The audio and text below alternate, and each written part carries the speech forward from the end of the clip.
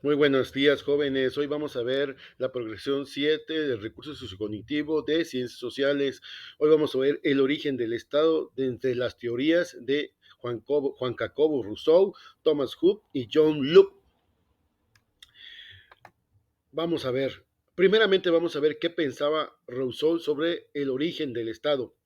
Pero quiero comentarles algo para que vayamos entendiendo el tema. Estado, desde el punto de vista de estas teorías, al Estado se le llama al conjunto de normas y representantes que el mismo ser humano creó para gobernarnos, para crear estas leyes o estas instituciones públicas que van a regular nuestra conducta en sociedad. A eso se le llama Estado, a todo este conjunto de instituciones públicas y gobernantes que nos gobiernan como convenio, como contrato social entre ellos y nosotros. Pero bueno, vamos a verlo. Juan Jacobo Rousseau. Rousseau pensaba de la siguiente manera. Antes de que se crearan los estados, nosotros vivíamos un estado natural, o sea, nosotros los humanos no teníamos quien nos regulara nuestra conducta, no había gobiernos. Entonces, decía él, no había jueces, no había leyes y todos éramos iguales. Pero según Rousseau, al aparecer la propiedad privada, aparecieron las leyes y los gobiernos y las primeras sociedades. Con el surgimiento de los gobiernos y las sociedades organizadas, el ser humano se corrompió. Como los gobiernos limitaban las libertades de las personas, para Rousseau era un mal limitar las libertades, pero este mal era necesario, ¿sí? Entonces, jóvenes, para Rousseau, el Estado es un mal, pero es un mal necesario.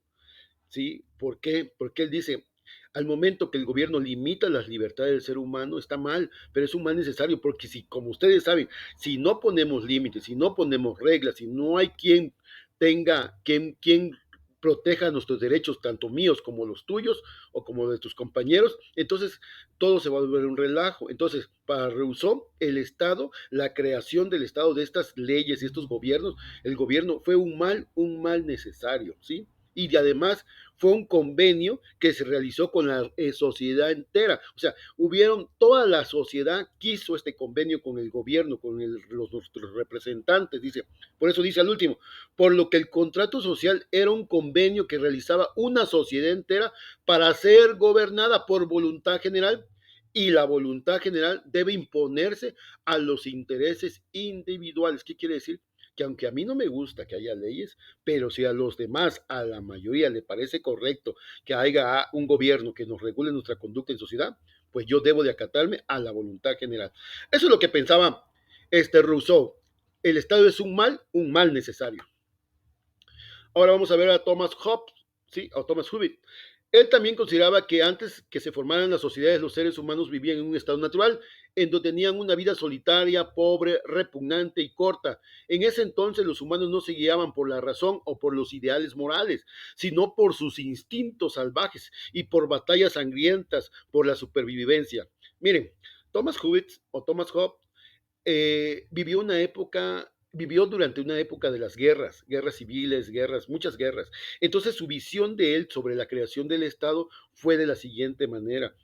Él decía que nosotros, en nuestro estado natural, antes de que se crearan los gobiernos, nosotros éramos salvajes, repugnantes, solitarios, egoístas, malos, pues.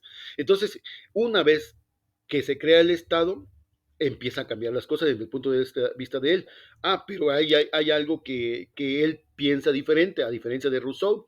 Él decía, este Estado debería estar gobernado por un solo jefe, con poderes ilimitados que sirviesen como ejecutor, legislador y juez. Además, los individuos no podían rebelarse en contra del soberano y si lo hacían deberían ser eliminados. Por estas ideas, Hobbes es considerado como un gran defensor de las monarquías absolutas.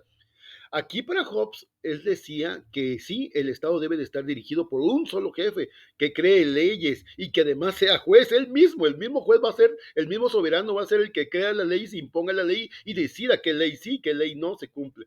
Entonces, por eso a Thomas Hobbes se le consideraba como un gran defensor de las monarquías. ¿Qué es la monarquía? El rey absoluto. Aquella época donde el rey hacía su santa voluntad.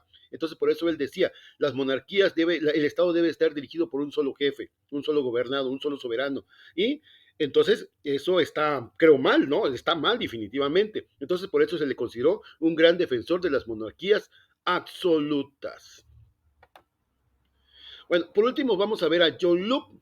John Locke decía lo siguiente, el estado natural, para él, antes de que se formaran las sociedades, los humanos no vivían en constantes guerras, así como lo manifestaba Hubbard. No vivían en constantes guerras los humanos, sino en un estado donde eran iguales y libres de igualdad en forma. ¿Sí? Contaban con algunos derechos ya naturales como el derecho a la vida, a la libertad, pero como no existía una justicia imparcial o equitativa que protegiera estos derechos que ya existían, fue así que los humanos crearon un Estado que asegurara la protección de estos derechos.